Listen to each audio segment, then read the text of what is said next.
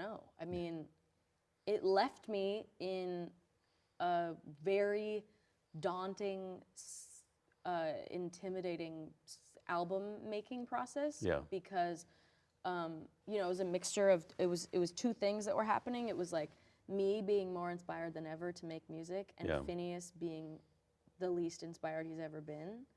And Finneas and I were, you know how siblings are, and families and relationships and friendships, everything does this, but like when you're kind of not in the same Groove. frequency, Yeah. groove, right? Yeah. And so this was a period of time when Finneas and I obviously were super close, and nothing was weird, but it was just like we were kind of just a little bit uneven Yeah. in our kind of groove, like you said. You were in different places. Different places. Yeah. And I think also we didn't really know what to say. Yeah. And I think Finneas was, I mean, I know Finneas was having like a lot of kind of crises about feeling like he had nothing to say. Yeah. And like nothing he had to say was interesting. Yeah.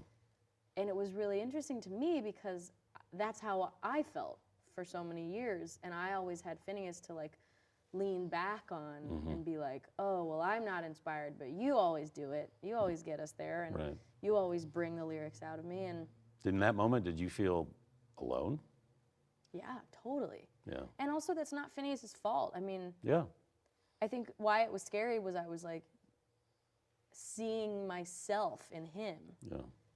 And I was like, I was basically just, he was just being me from the last 4 years. Yeah. And so I was just like,